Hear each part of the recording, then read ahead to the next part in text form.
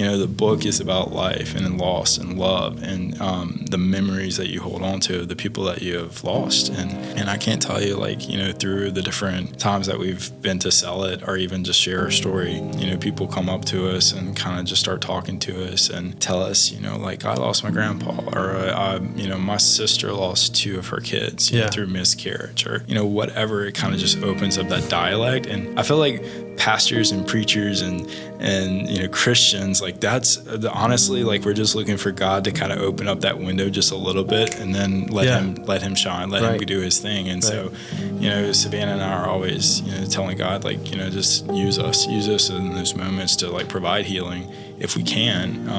And so he's opened up that door to do that. I'm Rhett. And I'm Brandon. And we're the House Dads. Because we're dads who sell houses. But we're also husbands, business owners, sports freaks, Christians, friends, marketing nerds, TV show bingers, and so many more things. Like so many of you, we're just trying to do it all. We're trying to do it well. And that's what we're here to talk about. Hey, everybody. Welcome to another episode of the House Dads podcast. You're in for a treat. We've already been cutting up over here, and so we hope that you're here to have a good time, but also as well, I'm super excited to have one of my best friends here, Mason Kent, J. Mason Kent, on the podcast today. And we just learned that Mason is actually Rhett's middle name. It is. It's my middle name. It's my dad's first name. Look at that, man. So Nice. We're already connecting. Yeah. So deep bonds over here, but I've known Mason for a long time. We went to high school together. Weren't super, super close until probably our senior year, and then really freshman year of college. I was going through, let's say, a difficult season in my life. A lot of ups and downs. Mason was the friend that I needed.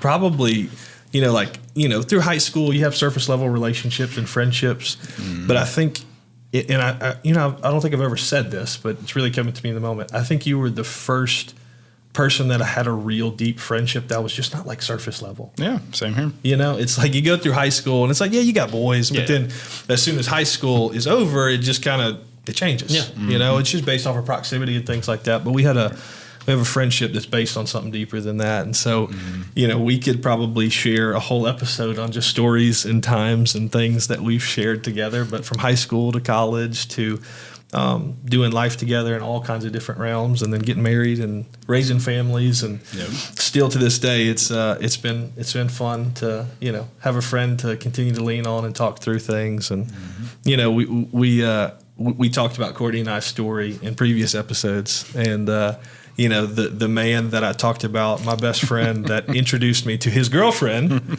that was ultimately my wife, is right here. That's Mason. And, that's me. Totally violated bro code, and but look where you are today. Yeah. But we truly see how all those things worked together. And because we're going to get into this more in a minute, but Mason, couldn't be more lucky to have the woman that he married, 100%. And I couldn't be more blessed either. And so we've been through a lot together, but you and Rhett, other than having the same middle name, is basically the only commonality that you guys have. So I think it's good for you guys to be able to learn a little bit of the story together as well with the audience. So yeah, man. So Brandon likes to do these home field advantage things where he gets a guest. He knows who the guest is, and I'm like, okay. But no, I've heard a lot of great things about you. Of course, social media, you see photos, but it's good to meet you in person. But for those viewing, for me, we'd love to just hear a little bit about.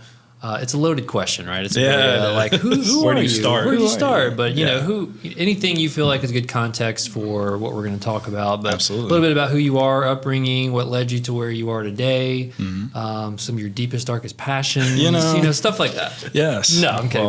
But you stage, short, sweet, whatever, or long, whatever. Sounds good. Well, I'm Mason. Again, first name is Joseph. Yes. Middle name is Mason. So Joseph's a family name. So dad's Joseph Kent and mom's Candy Kent. So I've got 2 siblings. I got a sister, Sydney Kent, or Sydney Carrier, I should say. Yeah. And then a little brother. We're 16 and a half years apart. So his name's Cannon Kent.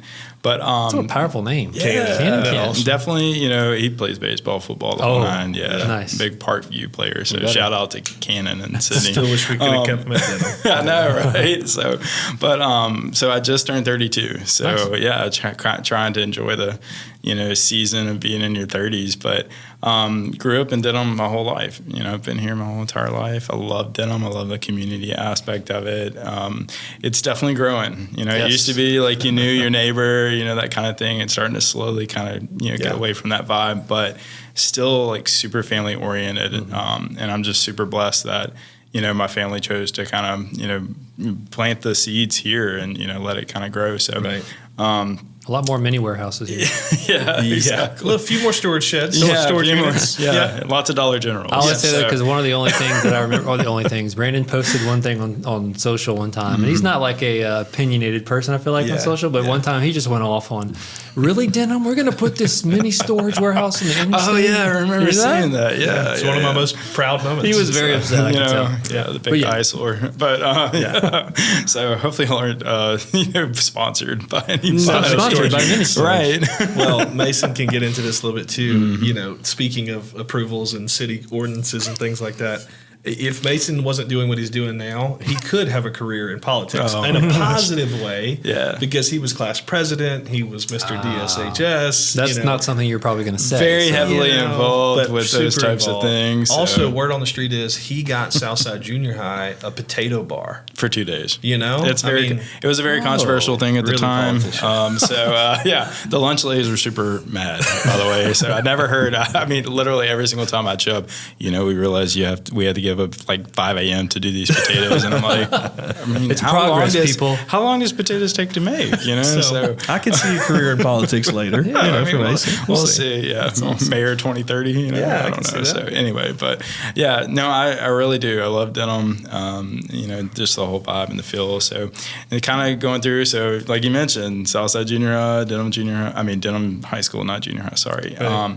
And just kind of going through the works of like trying to figure out like what I wanted to do. Yeah. I always had a passion for helping people. And so, one of the things I did do during really junior high and high school, volunteering at nursing homes, working at nursing homes, getting involved with the medical community and trying to figure out, did I want to be a nurse? Did I want to be a doctor? Like, did I want to be a APP which I am now? So, kind of going through college, went to LSU. I did not enjoy my time there. So, kind of Brandon had mentioned this earlier. Anytime they would call me to like ask me to hang out, number one, probably like 90% of our class like went to Southeastern, and basically like the 10% went to LSU. And so I was there by myself, and so I commuted every day. I did not stay on campus. And anyway, I definitely recommend staying on campus for anybody that's going to do it. But so just kind of having that picture of like, I studied all the time. Yeah. So I was trying to get into medical school at the time. I really wanted to, potentially be a doctor. And fun fact, like I didn't want anything to do with medicine when I was little. Really? I think I wanted to be a magician at one point. Right. So, same thing, until, so, kind of same thing. So sprinkle a little magic dust on it. It's fine. So through college, ended up graduating LSU. I attended a couple of programs at what's now called FranU, Franciscan University, and then kind of just worked my way through and ended up at FranU for PA school. So PA is a physician assistant, or new term is physician associate. PA though. Yeah, still PA. Right, so, didn't want to change too much around, but when people ask me what I do, it takes me a little bit of time to explain. They're a little bit more familiar with a nurse practitioner versus a PA. Right. So, but I tell them pretty much in the state of Louisiana, there's 2 things I can't do that, a medical provider can do, and that's open up my own clinic or deliver a baby, which neither one of those I have a heart or desire to do. So, it's kind of like, people that have been in ministry, like kind of sometimes when you peer behind the curtains, you're like, I don't know if I want to do that aspect. It's kind of the same thing with medicine. Once you peer behind the curtain, you're like, I don't know about that. So my heart and my passion is taking care of patients. And so I really kind of, through PA school, I was pegged day one. My preceptor, my director came to me and was like, you're going to do peds. I'm like, okay, sounds good. So, which is really funny because like the whole time I've like been involved with like geriatric care, like doing nursing home, work. So funny story, side story, gross story, but I'm going to tell it. I feel like it's the table to do it. So, at the nursing home, I kind of got away with doing a couple of different things with Watch it now. This is nothing you will lose your license. But I was kind of an activities assistant. Gotcha. So I mean, I played bingo and I worked out with the old folks, and so I had a lot of fun. I mean, I brought the new music and the old school music, but anyway. But usually once a month we had a finger painting, like our nail painting session with the ladies. They would. I mean, I can't tell you. My table was pretty popular. I had way more hair at the time. And so anyway, but the ladies would line up and get their fingernails trimmed. Well, here I am, just kind of a novice, just kind of painting nails, and I was terrible at it. And then cutting fingernails, well, as you get older, your nails they get a little gross. Yeah. So, I'm clipping this lady's fingernails one day, and the lady looked at me and she's like, do you need a mask or whatever? I'm like, no, it's fine. I'm cutting fingernails. Oh, man, that fingernail popped right in my mouth. Oh, mouth. I mean, literally. And I try to contain I'm like, Mason, it's going to be fine. Just think about this. Like, take a deep breath. So literally I was like, excuse me, still fingernail like inside my mouth. And then I ran outside as quick as I can, threw up, came back. I finished it. I finished the job. Trooper, so trooper. But she even gave you a heads up. Like, you're going to wear a mask because my fingernail's going to go in your mouth. I know, buddy. this is gross. So, how'd she know? Yeah, there's a lot that goes on in nursing homes anyway. But anyway, so That's crazy. No, but anyway, I say that to say no matter kind of what I was doing, I had a passion for people. And so hearing my director say, hey, you're going to do peds, I was like, okay, maybe that's the case. Yeah. So getting into different areas, as a PA, you really can work really in any field that you want to. And I ended up with a rotation at one of our local hospitals in pediatric program, and more specifically, pediatric hematology oncology. So what that is just specifically working with kids that have blood disorders or cancer. And so, that's what I do. So I help treat kids that have cancer and different blood disorders. Probably the most common thing I treat is patients that have sickle cell anemia. So that's something, Baton Rouge has a heavily populated area of sickle cell patients, some statistical information, like 1 out of, I think, 365 African-American births, they have sickle cell disease. Wow. And so, it's prominent. So anyway, so I say that, my passion was definitely driven and focused on just being able to take care of people. And so, and actually that's kind of how I met my wife. Yeah, so, exactly. So that's, it's, I feel like every single step of my journey, leading me into where I was going. Yeah. Definitely helped me to, or God has just planted each and every single little season, and even, just being able to grow through each and every single time. Yeah. I see the fruit of that. I see, where God has had his hand in it, even when I was stressed or worried or concerned. So, because y'all didn't see me for 2 years, so I was heavily involved in ministry and just loving on people that way too. Right. And when I got into school, I really had to knuckle down and focus. But yeah, it's the journey of that and seeing God's hands in that has been really something special. So what's that look like on a daily basis? Your routine is treating patients, talking to patients, them and their parents and all that different stuff? Absolutely. I think whenever you're talking about hematology and you're talking about, oncology specifically, you're not treating just the kiddo that's coming in with cancer or sickle cell disease or, ITP or something like that. You're treating the whole entire family. Yeah. And that can be challenging at times. Yeah. Unfortunately, sometimes we do have patients and the family dynamics are not the best. Yeah. And so, I always look at it as, yes, you may have a debilitating disease or disorder or cancer or something like that. But during that season, my job is to get to love on you for that season and to take care of you the best way that I can. And I'm blessed to have such a great team that, surrounds me and is able to work specifically. And again, as an APP or you may hear people say mid-level. So APP is Advanced Practice Practitioner, and that's what we are. So APP, I kind of say they're usually A-type personalities. They do their job with a smile. They love to spend time with people, and they love teamwork. And that's me. I love to be able to work with those people. So each and every single day, I may see I know it sounds like a small number, 8 to 10 patients a No, day, yeah. but the complexity of these patients, what they're getting, it's not like, hey, here's a shot for your later. Here you go, and then you come back later to Right. So I'm seeing these patients like week in to week out or month to month. And we really get close really fast and lean on each other during those difficult moments and times. So and I just see, again, like I kind of put myself like I think I just talked about this the other day with a couple of people. It's just how I was really, really involved in youth ministry and heavily ministry, and I still am with our church, like in some aspects, I do worship and those types of things, but it's definitely not as much as I usually do. And that kind of hit me. I'm like, man, am I not doing like enough? Like, or should I be doing more? But then I got to thinking about it. Like, I get to do ministry every single day on my job. Yeah. So, being able to, I work for a Catholic institution, not Catholic, non-denominational, love Jesus. But, it's being able to pray for my patients. Like, that's something that you don't really get at every single facility that you work for. Man. So it's really nice. Yeah, I mean, we'll get more into this in a little bit because I want to get into Savannah and your family and things. But I can't imagine. I think about what Rhett and I do, and there's high highs and low lows, but it's not life or death.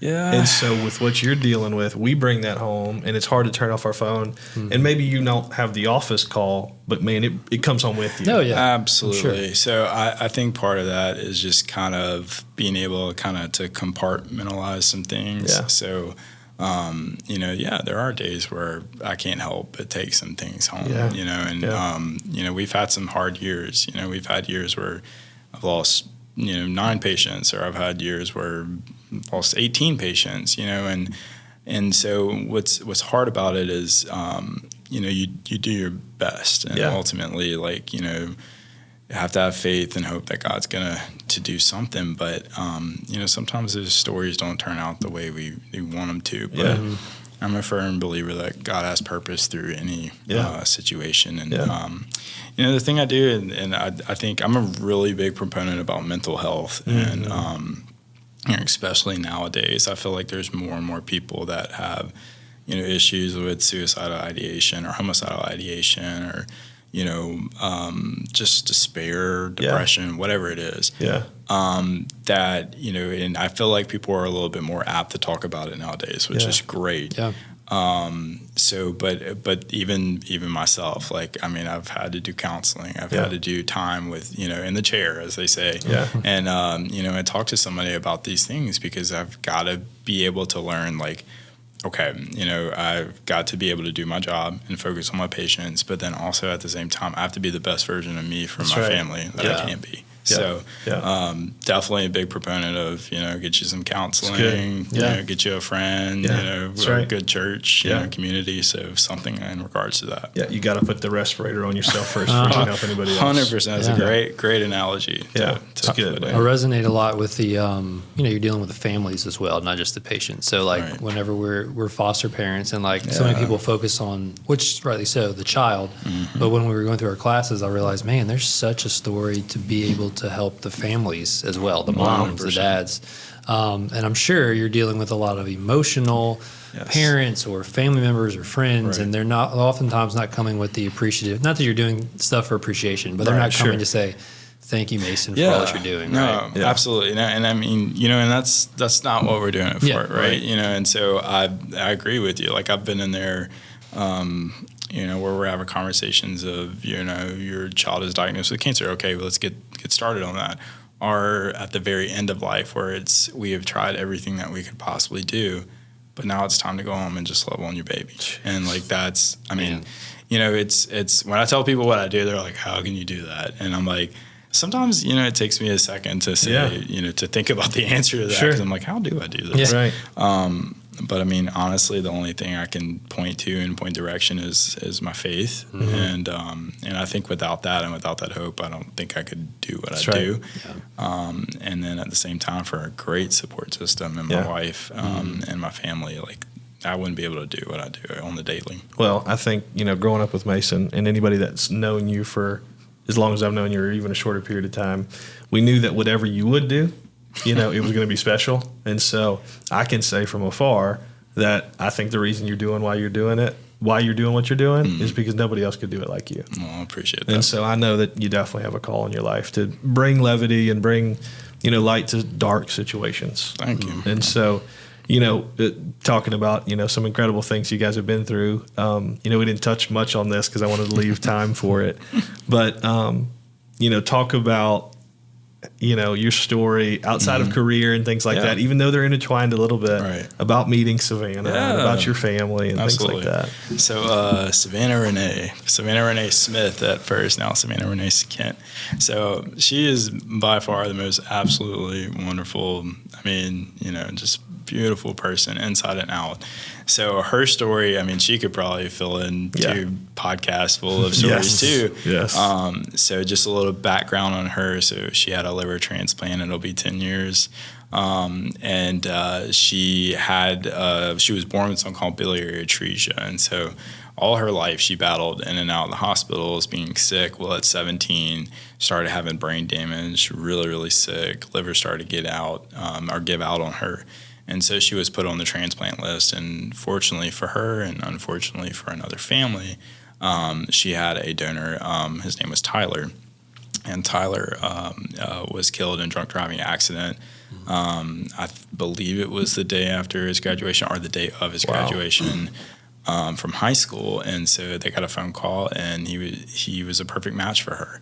And so going into it, she was able to, recoup from that and go on to start her child life journey. So in the hospital, we have child life specialists, and I always call them the bearer of fun. Like they always bring the fun activities, but they're much more than that. They're able to coach kids through procedures and parents too, and kind of like diminish the fear behind, the white coat, right. It's just, and so we utilize them so much in our clinics. Well, Savannah actually was volunteering as a child life volunteer and kind of doing her studies to become a child life specialist. And just happened to see her in the clinic. I thought she was cute. I had just started out, so this was 6 years ago. And, I just really thought she was cute. And I was like, all right. So anyway, and Brandon's known me for a long time. Number one, I'm not a good wingman. And number two, I'm not smooth at all. Like when it comes to that, I'm just not, The stories I can tell you, bro. I'm telling you, you can Thank tell God a lot for Savannah. of stories. I know, that's what I say. So she's cleaning toys, and, I kind of walked past it. The first thing that popped in my head was like, you're doing a great job cleaning those toys. And then she looked at me and she smiled, and I was like, I really like a clean house. And, I don't know why I said that. Like, I really did. I kind of caught myself off guard. Like, oh my gosh, that is the stupidest thing I've ever heard. So anyway, but she looked at me and she fired right back, and she's like, I do more than just clean toys, right? And I'm like, I like it. Gotcha. So anyway, I invited her to come to church with us. That kind of, I feel like that's a good, easy card to play. Hey, I want to get to know you. Like, why don't you come to church? Yeah. So she came to church, and just got to know everybody, hang out. Helped me with a couple of different projects. Here at the church that I was involved in at the time, and went on our first date, which that's an interesting story in itself.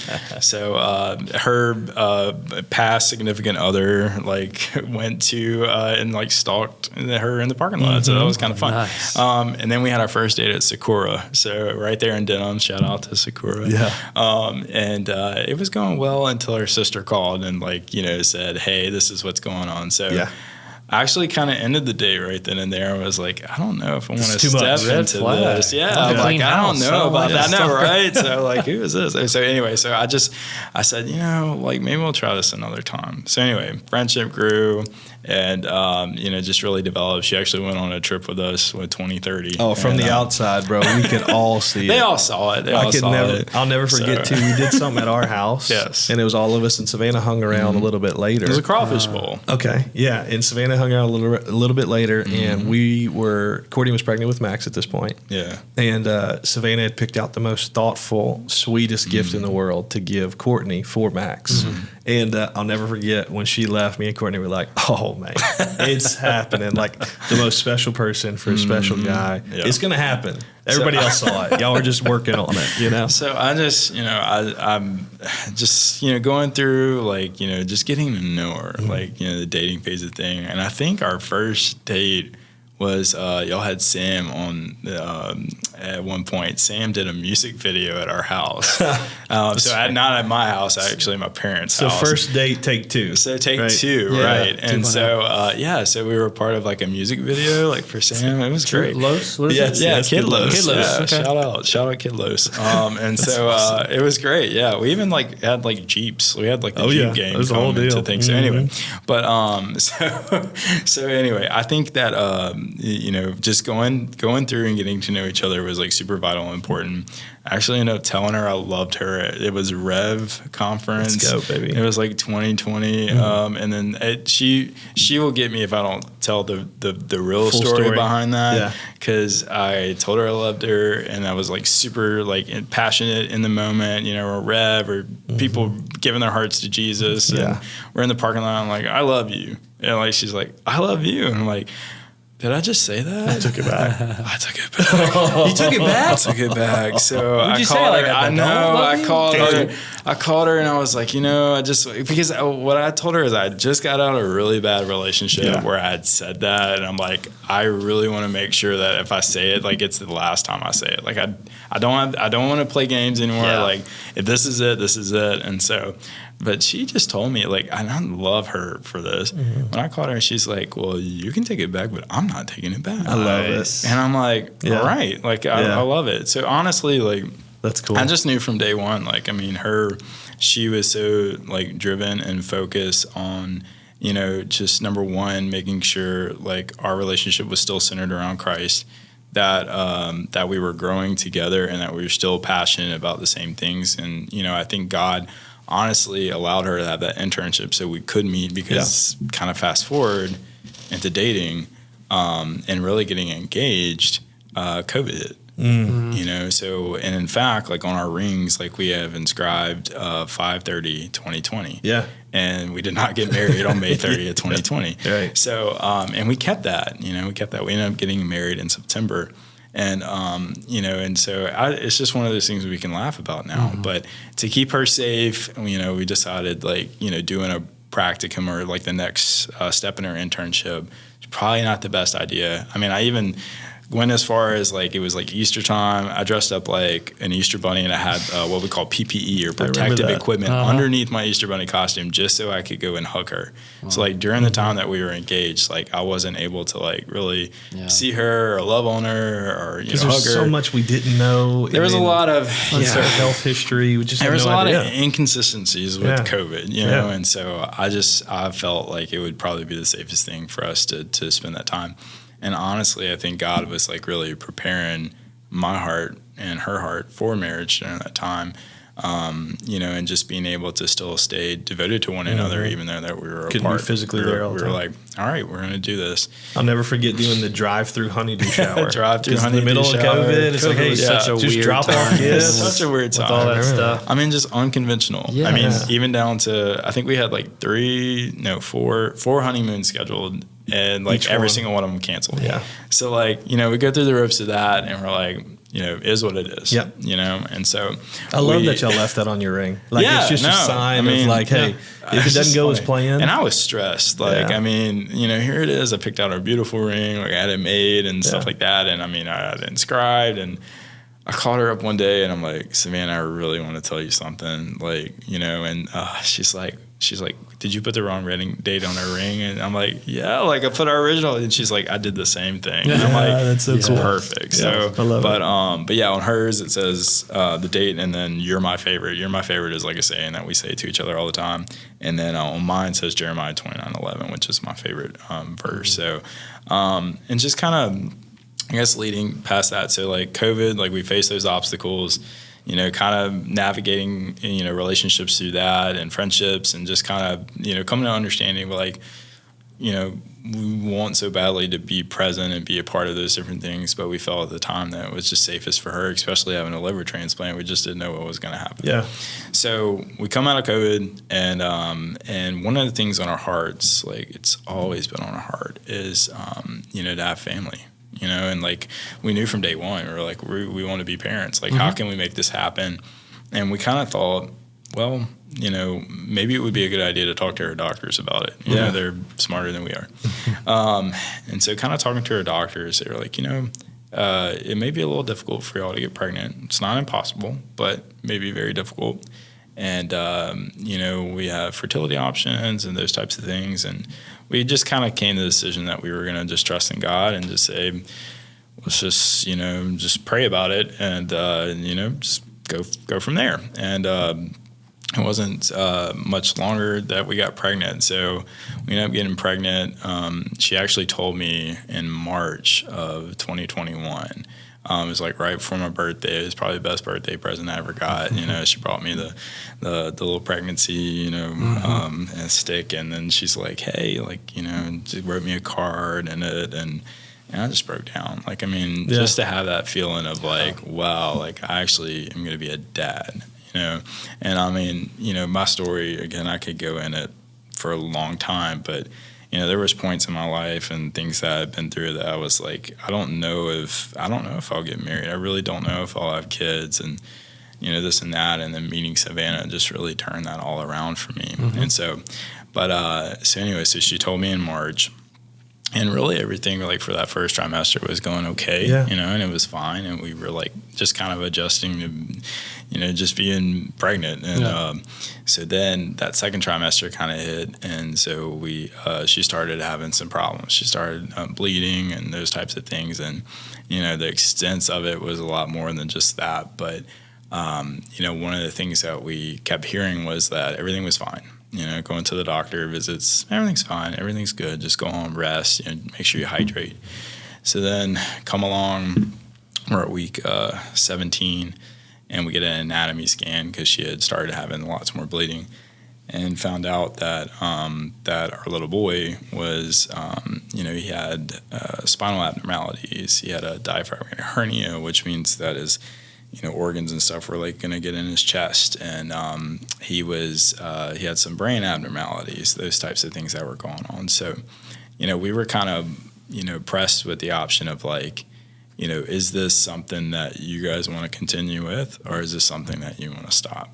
And I remember calling Brandon, and after talking to my family and stuff, and, knowing that Savannah has liver, issues or had a liver transplant, questioning is this going to hurt my wife, mm-hmm. And so, and at the same time going, God, please spare my son, So, and I really got to thinking about it, and we both looked at each other and were like, we cannot sign any kind of paperwork to stop pregnancy, we just can't. And and if you've made that choice, then that's your choice to make. But it was just something that we didn't want to make at the time. Yeah. And so going home and praying about it, and it was probably the most morbid prayer I've ever prayed. But it was just God, you saw your son suffer, and you allowed that suffering to end.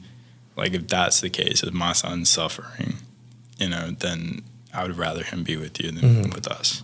And so, just took that next step of just praying and waiting. And then, it wasn't a day or two later, Savannah started going into labor by herself. And so went to the hospital, and whether or not it was the stress of everything going on, I don't know, but went to the hospital and ended up actually, giving birth to our son Reese. And so, 18 weeks. So, kind of give you a perspective of what that looks like. It's a perfect little baby that's formed, and little nose and eyes and mouth. And, I got to hold him and, really just baptize him in that moment and just, give him to God. And so what was crazy is he was still alive, at the time, that she was giving birth, and I think through that transition, of giving birth to him, his spirit passed from here to there. And, so just being able to know that, he was such a fighter, to the end was great. And, such a comfort and a peace to us. But, so here we are. We're newly married couple, don't know if we're going to get pregnant, but as soon as we start trying, we get pregnant. And we've already been through COVID and all the ups and downs of that and kind of navigating that. And then we get pregnant, which is supposed to be one of the happiest times of your life, and it turned out not to be. So so much. But, I just remember that, experiencing that. I think the most traumatic portion of that was just watching my wife go through that. Yeah. But she was the strongest person. I mean, we had a nurse come in the room not really knowing exactly what was happening, but she looked like a deer in headlights. And it turns out it was her first ever case where someone was going through, a miscarriage. And Savannah was like, "You're going to be okay." Like telling her that. And I'm like, "What do you, like, you're the one, like, we're the ones going through this." Yeah. And, she just kept reassuring everybody that walked in the room. And, when it came time to, when he was actually born, it just seemed like everybody kind of stopped. And, her and I just were able to pray and pray together. And we, again, I know in the moment you're like, I don't know, people ask, like, how could y'all, like, in that moment, like, did y'all feel sadness? What did you feel? And of course there was sadness and grief and those types of things but we rejoiced that he was with, God. Mm-hmm. And so that's kind of, I mean, I know that's kind of a wild start to that story, but that's kind of the beginning of that story. Yeah. Right. So going through, so let's see, where do I want to start next? So having Reese, again, changed our world. Yeah. And we kind of had to figure out, we wanted to be parents. We knew that we wanted God to fill our table. Savannah ended up with like some really bad infections. Her liver took a hit.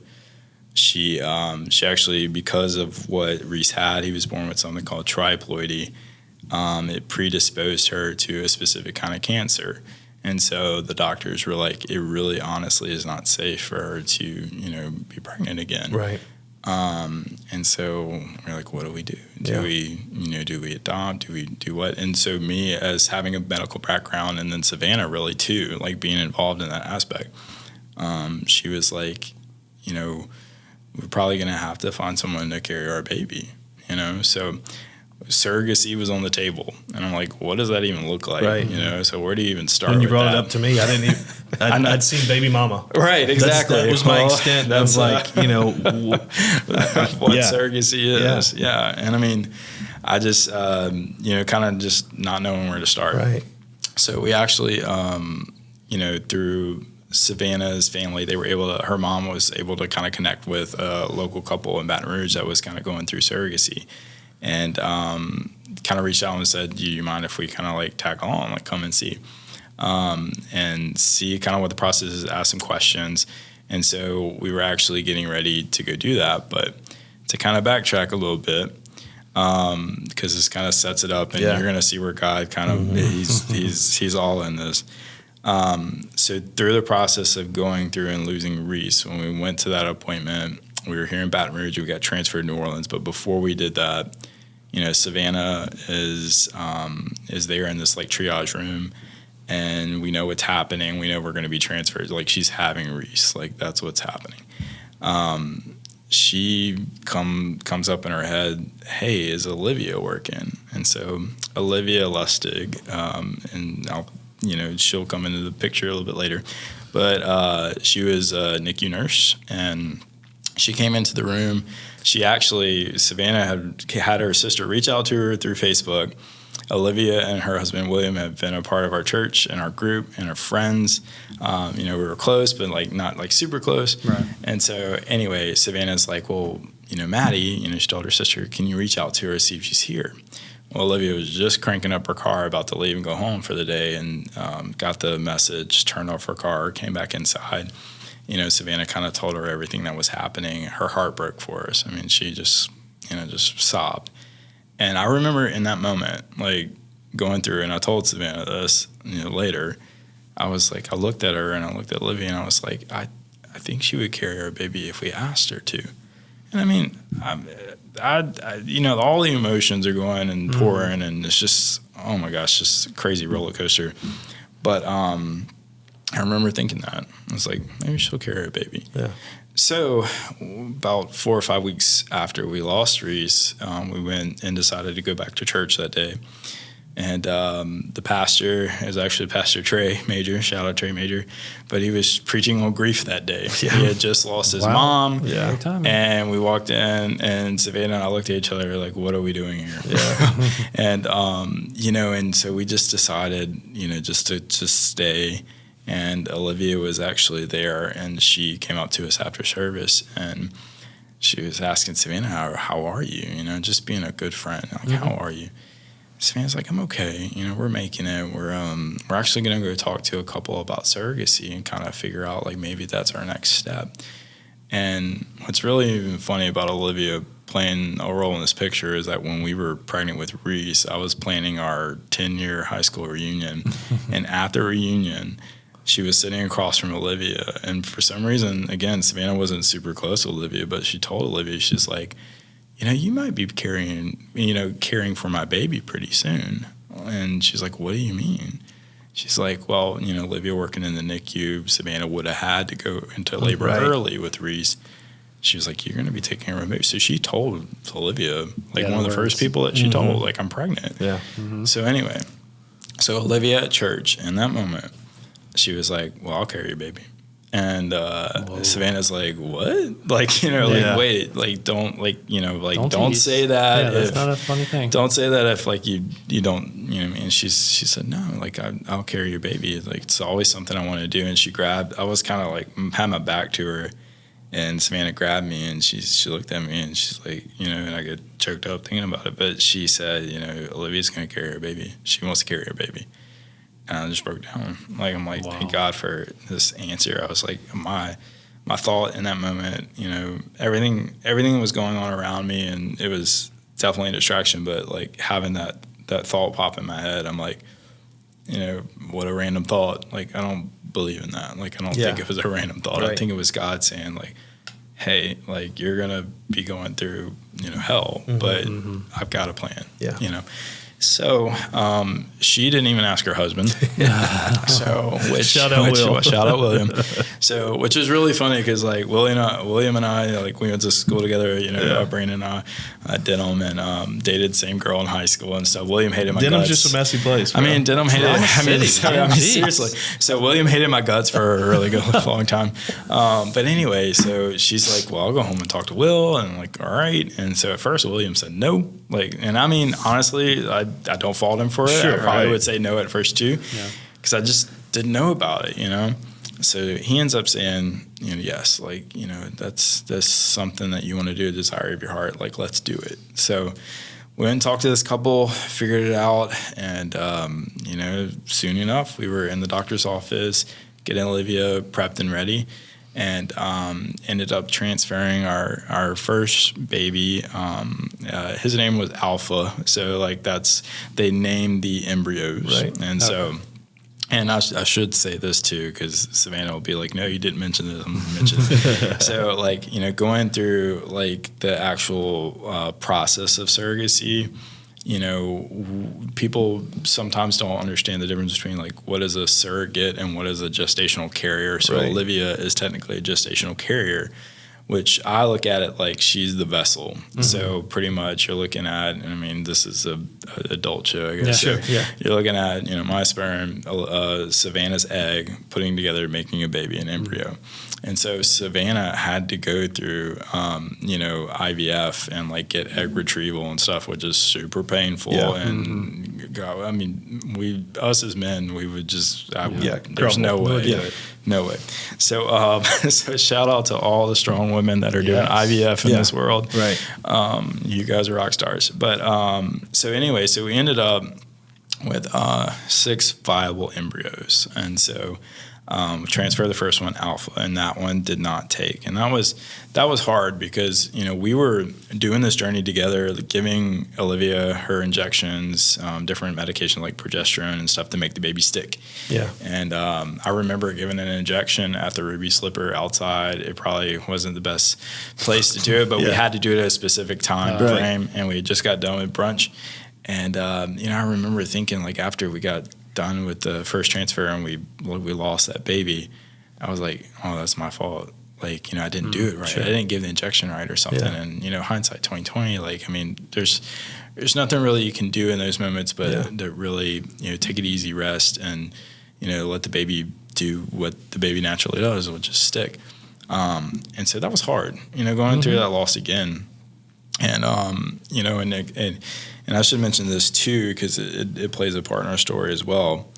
When we lost Reese, one integral part of our story is that the institution where we had him at, they were trying to kind of come up with a way of like getting him over to like the funeral home and those types of things. And we ended up choosing to have him cremated so we could keep him with us. And so he's in a butterfly urn.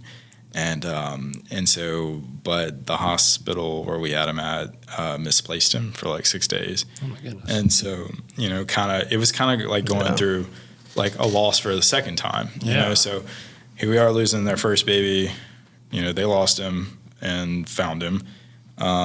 He was just, it's terrible, locked in a bereavement closet. And I don't know why. Not that I fault anybody, but like in the moments it was heartbreaking. You're not thinking. Yeah. So, and then we lose Alpha. So, if you think about it, you've been going through like 3 different times of grief and loss. So we pressed on. Like we were like, we gotta keep moving forward. And I think that's something about grief that people kind of, don't think about. You're really not moving on. You're moving forward. You're always moving forward. Right. Like I don't move on from losing my son. Like but I press on to move forward to see what's next, see what God has in store for us and our family. It's a good distinction between the two. Yeah. And so anyway, we transferred Echo, which is kind of a funny story in itself too. So we were on our way to the Fertility Institute. And shout out Dr. Huber. And we were talking in the car, and I have a side hobby. I don't. You might know this. I don't know, but I pick up stuff off of the side of the road. Yeah, I've seen a little bit of that. Yeah. So anyway, that's my side hobby, and I ended up picking up a bird cage on the side of the road. And me and Savannah were just talking about on the way there, and whether coincidental or a true God thing, I think it was. But she was asking me, she's like, "Are you gonna get a parrot?" And I'm like, "I can't. Like, you have liver, you've had a transplant, can't get a parrot." But she's like, "What if? If you did, like, what would you name it?" And I'm like, "Echo." Like, I just popped in my head, like Echo. And I'm like, "All right." So, and I didn't know any of the names of the embryos at the time. So, or the sex of the embryos. So we go to the Fertility Institute. The doctor, has a note. He's writing out our next grade embryo, which is Delta. Mm-hmm. He scratched it out. He put it to us, and he's like, "So I had Delta written down, but ultimately it's y'all's choice on what y'all want to do next." And I said, "Well, what's the next embryo after Delta?" He said, "Echo." I said, "Okay, that's it." So wrote down Echo, signed the paper. He did ask me at the time, he's like, "Do you want to know what Echo is?" And with Reese, I did not know. I didn't find out. Yeah. Savannah knew. But I was like, after experience loss and those types of things, I was like, maybe it would be better if I wasn't like super surprised. Sure. So I was like, yes, like I want to know. It's like, it's a boy. And I'm like, oh my goodness, like great. Yeah. So so fast forward to August 10th of 2022. We had our little boy Brooks, Joshua Brooks, and that in itself, just going through having Olivia like carry her baby. Mm-hmm. Experiencing what it's like to, and again, it has kind of its ups and downs too. Like, as a woman, like, you're not carrying your own child. So what does that look like? Like, how does that feel? Right. As a man, like, it's kind of like, I'm not physically able to see the presence of my child. Like, am I going to have that immediate, closeness? And we were worried about that. Mm-hmm. We were stressed about it. And I kept, reassuring Savannah, even though I was kind of a little nervous myself. I was like, everything's going to be okay. I was like, when that baby comes out, the baby's going to be your baby. Mm-hmm. And like, that baby's going to love you, like, no matter what. Yep. So going through labor, I think we spent like, it's close to 2.5 days or something. I think 36 hours. So in a hospital room, me, Savannah, Olivia, and William. It was like an episode of Friends, and just like passing the time, trying to keep quiet, let Olivia focus. And then we walked out of the room for like 1 second and we got a text message and it's like, it's go time. And I mean, we ran down that hallway as fast as we could. And, you know, Savannah all the nurses are like, go, you know. And so we swoop in, Savannah gowns and gloves up, catches Brooks. I'm at the head of the bed, like just in amazement, like to see my son, like to see my first, you know, and, you know, just to see him and to see Savannah's face, like, I mean, you know, it is true. Like when you lose a child, you have a little bit of that empty arms, you know, and so to see her to actually hold, you know, her son in her arms was just such a blessing and best moment of my life, you know. And so, just having that and going through that journey, man, like, I mean, it was a crazy roller coaster. Louisiana in general has a long way to go at surrogacy. I mean, I could talk all day about the rules and laws and regulations, but it's very strict and things do need to change. And like we've been in kind of talks, but kind of people don't realize like the process of surrogacy, you know, not only the amount of money that you have to pay to go through this process, the time, lawyers, litigation. You know, fun fact is like, you know, whenever we had Brooks, like, you know, the hospital doesn't recognize, even if I'm 100% the dad and Savannah's 100% the mom, you know, they don't recognize you as birth parents right off the gate. So it's like we had to go back to court and basically adopt him. Yeah. Which was really funny because like when the judge is like, I never knew that till. Yeah, the judge is like, hey, like, you know, you guys are back, you know, that kind of thing. And literally we're like, yeah. And I mean, Brooks looks just like Savannah. Oh, yeah. I mean, he gets his OCD-ness from me because his favorite thing is to clean. And so I'm like, I can tell he's your son, but he looks just like Savannah. Looks just like Savannah. And I prayed about that. I was like, I want a pretty boy. Like I want a boy that looks just like his mom. Yeah. And I mean, we literally like held him up, like, hey, like this is us again. And without, you know, just time to spare, he just signed it and was like, that's your baby. So literally had to go through that too. So it's wild. It is. It's just kind of a wild, you know, process to go through. And for anybody that goes through it, it is, you know, it's kind of heart-wrenching the whole entire time. Sure. Because you're not really sure what's going to happen next. Yeah. And then there's a lot of waiting. Yeah. So a lot of waiting around. But we are going through the process again. Yeah. So, so we found a couple. They're a wonderful couple. They have 3 kids just like the Lustigs do. And, you know, we're just really getting to know them and, you know, kind of, again, circumstantial. Savannah had a friend that is going through surrogacy too. And, you know, she said, you know, I found my person, but there's this other person that maybe you'll connect with. Mm-hmm. Got them connected and they just hit it off. Yeah, and that's cool. That's awesome. You know, kind of just going through the process and going to be, you know, just expecting God to do great things. So it's incredible, man. Yeah, it's incredible. Hearing that and like I'm on the edge of my seat, just like waiting for the next one. Maybe it's the crispness of the headphones and the story, but it's incredible, man. And I know that's you know, when people go through hard things, I feel like people respond differently. Some are quick to respond, some are slow, some are positive, some are negative. Right. But it's encouraging that, you know, despite such heartbreaking loss multiple times, that you're here talking about it. Right. So thank you for being willing to do that. And thank for you. people that are listening, they may have had a hard time. So one thing about our industry, and you may have seen this a lot too, we're the first to know about a lot of things. Right, yeah. So we hear about pregnancies. Absolutely. And there's so many times I've heard about a pregnancy. Right. And then months pass and I'm like, and then you don't hear about it. I don't hear about it. Yeah. So there's so many people, and especially with, you know, people being more open with it now, there's so many more people that go through miscarriages and losses than we really 100% understand. You know? Yeah. It's kind of a taboo thing to talk about. I mean, you know, you don't, not at a barbecue and you just bring it up. Sure. You know, but at the same time, you know, I do think like the culture could change a little bit surrounding that. You know, I talked to Brandon about this and I've been very open and honest with people. Like, you know, we've had some things that were said to us that were hurtful. You know, whether or not they were intentionally or whatever, I always try to give people the benefit of the doubt. Or they just didn't know what to say. Yeah. But, you know, honestly, like through that, I feel like what I learned is that sometimes, you know, you can take a biblical approach to this. You know, sometimes saying nothing is saying everything. Sometimes just being present in the room with that person that's grieving is what they need in that moment. You know, one of the best responses that we got, and I'm gonna give a shout out to this place. I hope they see this. So Lee's Asian Fusion. Amen. If you've ever been there, that's my favorite place. Brother. If you ever want to give me a gift card anywhere, that's all right. It is Lee's. So anyway, but they have the owner there, Michelle. And, you know, she kind of been a part of the journey too. Yeah. Like, you finding out we were pregnant and stuff. I mean, literally, that was the first restaurant we took Brooks to. Yeah. But she just literally walked up to us and, like, she just held out her hands. Yeah. And I was like, what a great response. Yeah. Like, what a great response to say, like, I'm sorry. But, like, I don't have to say any more than that. But just give you a hug and just, you know, and kind of let you just feel that in the moment. Yeah.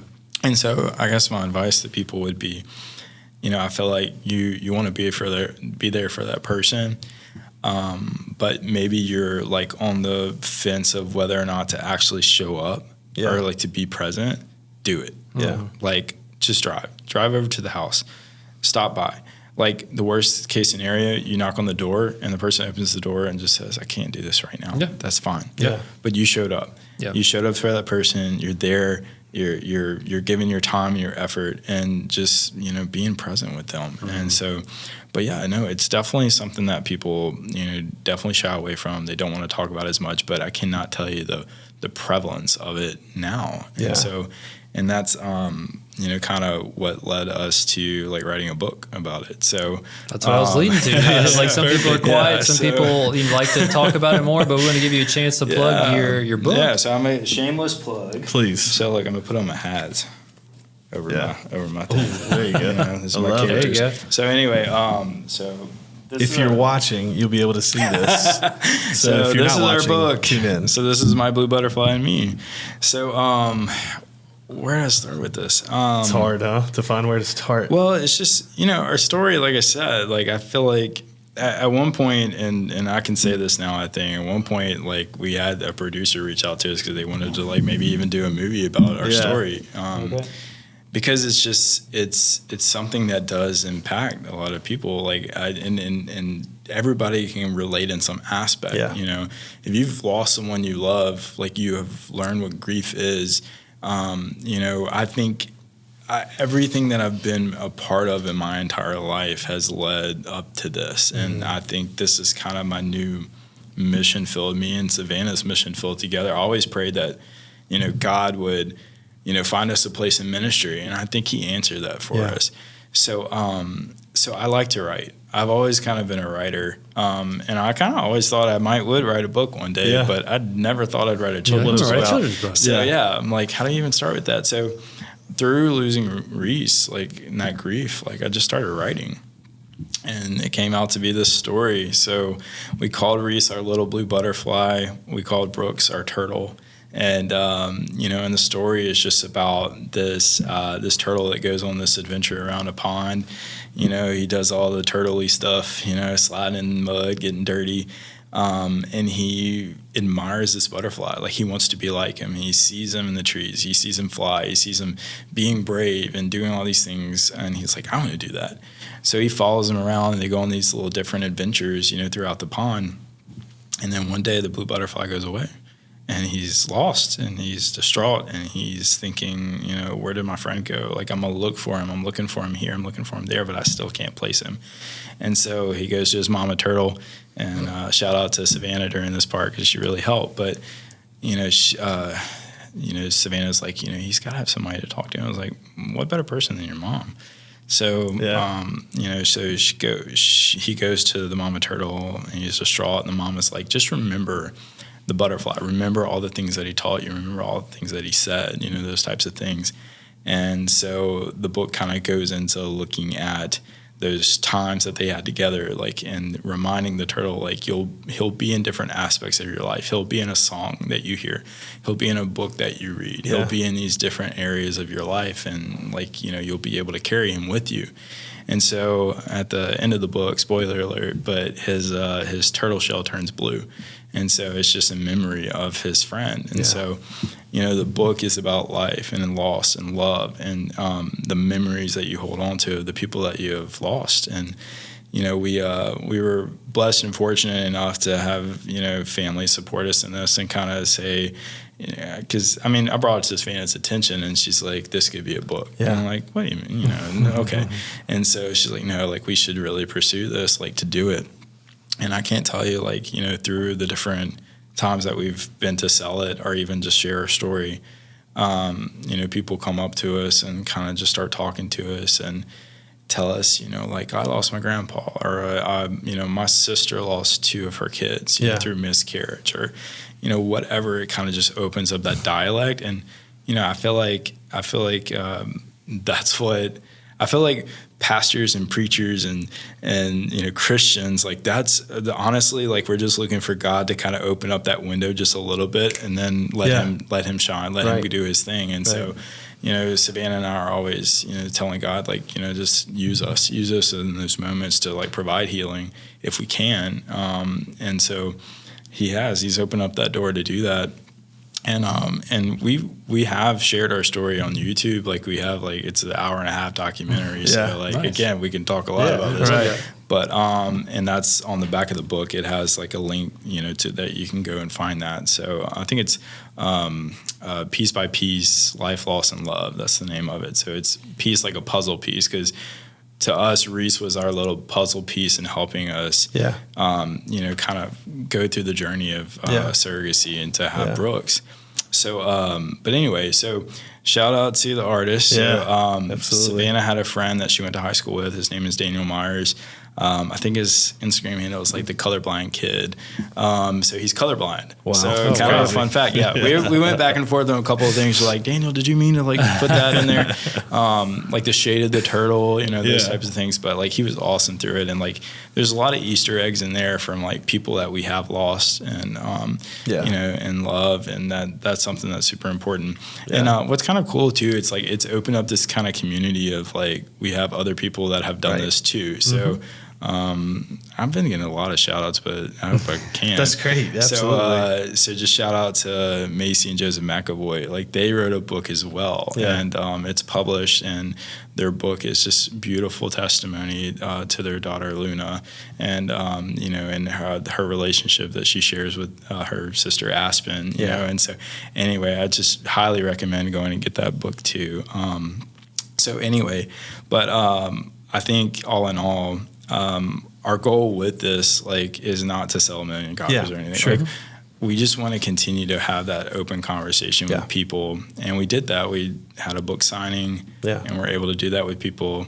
We'll be having, by the time this is probably out, we'll have a book signing in Denham. And so I'm interested to see the community come out and kind of, share in our story. Well, so that's awesome. I think, as parents, we're looking for ways to have these tough conversations with our children. Absolutely. That we really don't know how to communicate. Mm-hmm. And then organically it'll happen to where, we're watching The Lion King and it's what happened. Every Disney movie. Exactly. Like, there's a lesson through it. And so to be able to have a resource and a tool that has so much heart in it and has such a beautiful story through it, but to be able to share with your children these types of things, I think what y'all are doing is opening up a door for parents all over to have a conversation about a difficult topic. And I think too, like, and that's something that kind of hindsight's 20/20. And I look back and I'm like, well, maybe we could have kind of initiated a little bit more on how to have those conversations. But at the same time,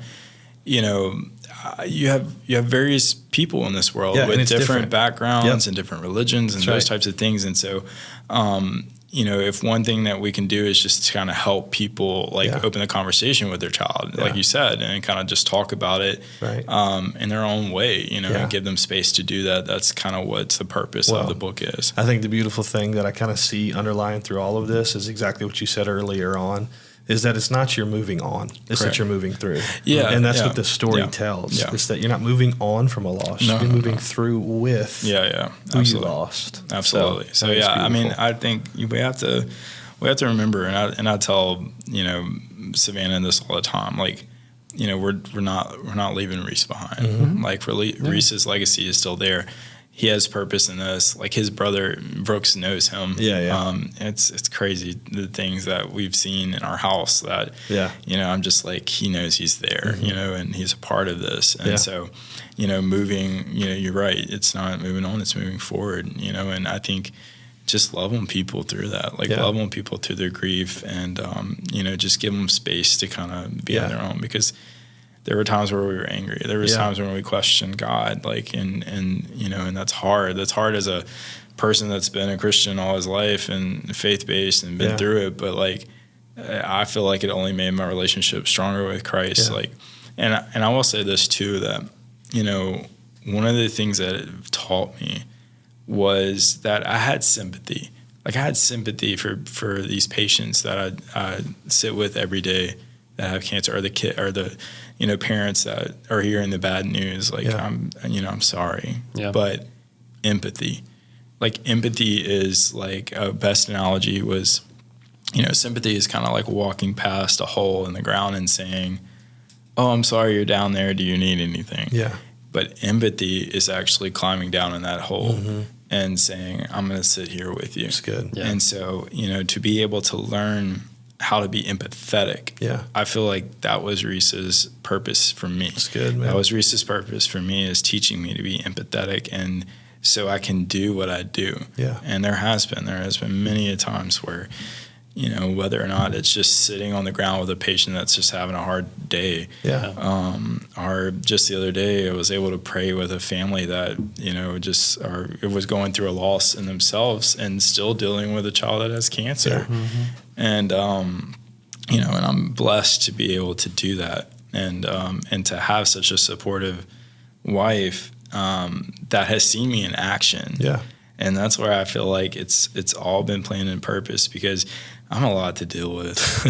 And so, having someone that has seen me kind of go through the highs and lows, fight through my own depression, my own anxiety, my own grief, and still love me through all of that. It just kind of, it just amazes me every single day. I'm so thankful for such a great support system to be able to love me through that. And, that's just a testament of how much, if that's how much she loves me, how much does God love me through all of this? I constantly do. I take myself back to that moment a lot of holding Reese and just thinking about, man, the pain that God must have felt in that moment. If I'm feeling this much pain, seeing and holding my son, man, for God to be able to say, hey, look at what he's doing for the world. He's taking all the sins of the world upon his shoulders, and, just let him have that. Golly, it just puts it in a real perspective of, what that is in that moment for everyone. Yeah. So. Well, man, I think, you talk about empathy, I think for us who are naturally fixers, and we want to just fix and diagnose and just do that type of thing, I think, what you guys have been through, being one of my best friends and watching, I haven't always known what to do because I want to fix it. There were times where I didn't reach out and I should have, and all of those different things. And you spoke to that, and the Bible's clear. Weep with those who weep, rejoice with those who rejoice. Exactly. It's not a certain word. It's not a certain thing to say. And so, I'm sorry that I wasn't always there when I should have been, and I think that, and I think we spoke to that, the advice for those who are, who are trying to love on a friend through grief, but what would be your advice for when you're going through it? Yeah. It could be so naturally isolating, and then it can be some of it superficial. 100%. How do you, and I've had to ask myself that at times, okay, is this us kind of isolating ourselves? Is this us kind of keeping, closed doors? My advice would just be to, number one, it does help to be plugged into a good community. Yeah. Not everybody's blessed to have kind of that, family that surrounds you. Yeah. A lot of people are only blessed to have that community, whether it's through church or whatever your work. So having that and being plugged in is super vital and super important. I also think you have to take your time. Like, I think, and allow people to love on you in that space, and also don't fault them. I think at the end of the day, this is where I do think the church could do a better job, like at talking about these things and kind of bringing it up. I mean, I know it's probably not going to be a crowd gatherer. Sure. You know, it's probably not going to be the best topic. When Pastor Trey preached on grief, you know, that was something that he was just being completely vulnerable in the moment and talking about his feelings and anger and just grieving. And I so much respected that and resonated with that, even though it was hard for us to hear at the time. But, you know, I'm thinking that, you know, it's just being able to have the church kind of open up a little bit more, and being transparent, and then really truly to understanding that, you know, there are some things that, you know, some parents don't necessarily want to hear in those moments. Yeah. You know, hearing that, you know, you'll hold that baby again one day, or, you know, I'm trying to think of something else, like, you know, the baby's in a better place, those types of things. I get where people's heart is coming from, because like you said, they want to fix it. Right. But at the same time, it's that whole idea of empathy, like, and being able to say, like, you know, if you have ever lost someone you love, you know that empty feeling that you have. And even though, like, and I look at it from this perspective too. As a Christian, like, I have hope in tomorrow. Yeah. You know, I have hope in a better tomorrow. I have, you know, Jeremiah 29:11, future plans for me. Mm-hmm. But not everybody has that hope. Yeah. So, like you said, weep with those who weep, mourn with those who mourn. So that may be, in some people's lives, the only opportunity that they have to really fully feel the love of Jesus. And at the same time, you have got to give Jesus the opportunity and the space to work through that. Yeah. Let him open up their hearts, you know, and check on them. Yeah. You know, hey, I'm here for you. You want to go get a coffee? One of the nicest things is, you know, during that time was having someone say, like, you want to go grab lunch. Right. Like, I'll take you out just for a burger. Yeah. Mm-hmm. And, you know, that was nice to be able to kind of get out of the house for a minute. Yeah. And, you know, and so, and because it's a period of mourning and grief and being angry about things. But yeah, I think people that are going through this, don't give up hope. Mm-hmm. Like, you know, don't give up, and, you know, stay connected as much as you can, mm-hmm. as much as you feel like. Be vulnerable and be transparent. Yeah. About how you feel with others, so that they can know, they can learn from that, because that's how we learn from things. Yeah. You know, if I see a patient and I'm a parent and I have a bad interaction or whatever, I want to know how to fix that for the next time. Yeah. You know, maybe I said something I shouldn't have said, or I joked a little bit. I have to remind myself. I go in and see some of my teenagers, and I'm Mr. like bubbly, you know, wear duck socks and, you know, fun things, and just try to go up there with my energy. And sometimes I get reminded, like, I need to kind of tone this down a little bit. Yeah. You know, this teenager doesn't want me coming in there, you know, blowing bubbles. So, you know, and that's the same kind of thing. Yeah. Like, meet people where they're at, meet people in the moment. Yeah. And just sit with them. Yeah. It's good, man. That's awesome. Yeah. Well, I think it speaks a lot to, you know, people going through it, but then also trying to love on somebody going through grief and mourning and difficult things. But, you know, your story, while it's had a lot of things that y'all have gone through and continue to go through, I mean, it's beautiful. I mean, there's so many incredible things that have come through it and from it. And I'm thankful for what God is doing. But I guess kind of just to start, you know, putting a bow on things and tying it up here, is there some lessons that, a lesson or two, whether it's through fatherhood or something, over the last couple of years that you'd kind of leave the folks with that you'd like to say? Yeah, no, I mean, having an almost 2-year-old, oh my gosh, my house, it's like, it's crazy. I think we were talking about this earlier. It's like, kind of measure it in hurricane status. You know, sometimes it's a level, you know, hurricane, you know, a 5 coming through, and sometimes it's a 2, you know, but I think through fatherhood, what I've learned is kind of coming through marriage, honestly, really. Yeah. I used to be kind of an uptight type of person. I mean, for the longest time, my no nickname way, was I had no idea. Right? So my nickname was like Pawpaw for a good season, a good time. Yeah. Probably still is at times. Yeah. So, but, you know, just kind of learning to relax, you know, and kind of just let the small stuff go. Like, it's not worth it.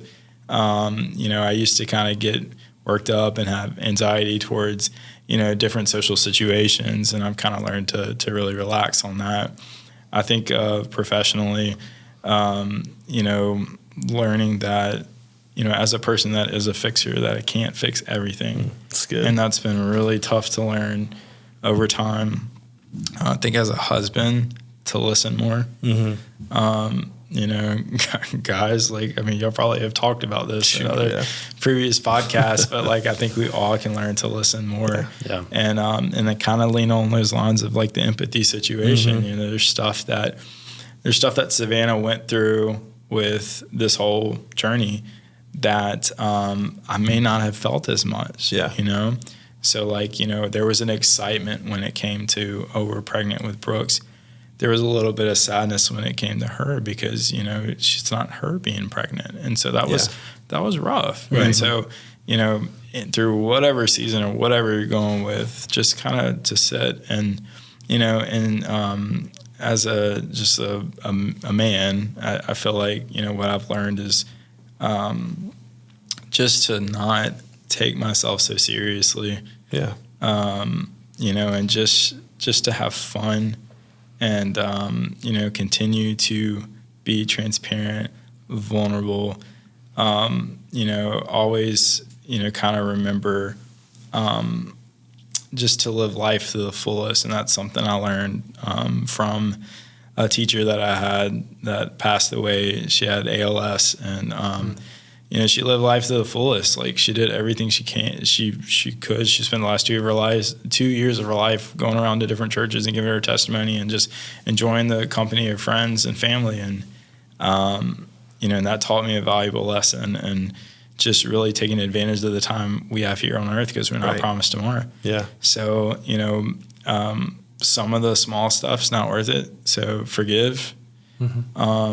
You know, it doesn't always mean you have to forget, but forgive. And then lastly, I think, you know, people may not always remember like what you did or did to them or did whatever, but they will always remember how you make them feel. So like, strive to make sure that people feel loved and respected and heard. You know, that's super vital and super important. And that's really honestly through any season and any walk in your life. Yeah. That's good, man. That's a lot that we can Love unpack right there, that man. is a lot. That's awesome.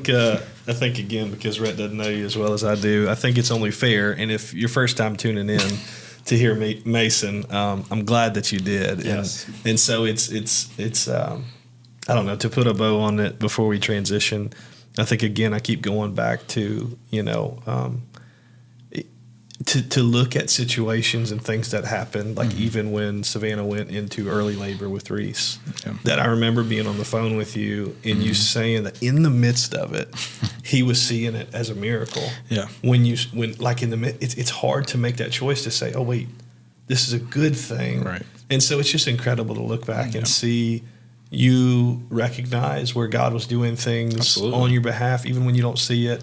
And so I'm just, man, I'm proud to know you. I'm proud for you and Savannah and for your family and in the book. And we're going to link details, you know, of where you can buy it, how they can buy Instagram. It, how they can connect with you guys, how they can connect, you know, to y'all's resources and everything. And so I know it's just the start of good things to come, you know, and a legacy and things like that. Well, I appreciate y'all giving me the floor to talk about our story. You know it. So yeah, if it's your first time tuning in, we transition a little bit to some rapid fire questions. I love it. Right? I'm excited about this part. And so I'm a little nervous too. I really debated long and hard because I know Mason's deep loves, and some of those consist of Disney. I love Disney. Some of those consist of Michael Jackson. Yep. He was quite the DJ. And so I was deciding which way to go with this. And I think I'm going to lean the Michael Jackson route. All right, let's do it. Oh, wait. Never mind. Okay, so you love Michael Jackson, you love Disney. I'm pulling back an old Would You Rather. Okay. Unless I'm going to steal yours. Right. No. Would I rather? So would you rather, for the rest of your life, okay, you can't watch any kind of media, any kind of TV, any kind of movie. Okay. Or you can't watch music, or you can't listen to music. Oh, this is or there is question. no music, and none of that. I mean, I'm not blind. No. Okay. No, you are who you are right now, but for the rest of your life, for the rest no of music life, or no media. You know what? I don't think I could do this life without some music in my life. Yeah, I get that. I'm telling you, like, Music it don't matter speaks to the soul. I mean, it does. It doesn't matter if you're having a really happy day or emotional day. Like, I mean, I can either put on some CeCe Winans and bawl my eyes out, or I can put on some Michael Jackson and want to dance. So, and you probably, if there was a right or wrong answer, you're probably right, because think about how long people live with just radios, instruments, just this, just that, and they were just perfectly content. Absolutely. Even though I don't listen to as much music and appreciate music as much as you do, it's probably the right answer. So my Spotify is all over the place. Yeah, it's pretty diverse. Yeah, it's all over the place. Yeah, you two guys, y'all should do your own little concert. That's what we should have tuned in for. I don't think I remember how to sing. No, I don't think y'all can do it. Yeah. I'm going pretty cliche with mine. Okay. All right, cool. It's your last meal on earth. Oh, I like that. What would it be? All right.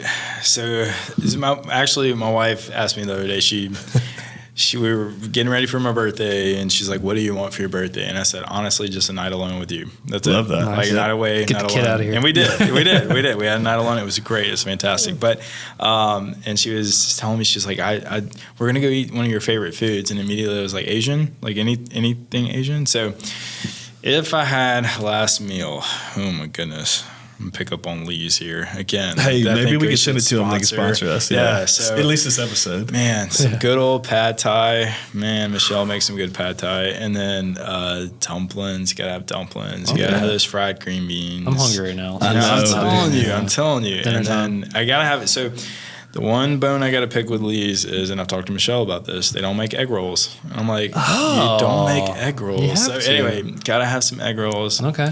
And then throw it in there with some sesame chicken. Like, what's the matter with that? It's a heavy meal, but it's your last one. It's my last one, so I might as well go big or go home. So I love it. That's awesome. I love it. Good answers. Awesome. Yeah, man. Well, yes, we are putting a bow on this. We appreciate your time, man. Thank you, especially getting close to supper time with being close to the fam, needing to get back to them. But appreciate it. Thanks for sharing your story. I know Brandon's heard it, but I have not. So I was more so listening than I was interviewing. So I hope you got something out of that. I hope you're encouraged by that. I know it was a little. Yeah. Sometimes it's a hard topic to talk about. It's a little heavy at times. Yeah.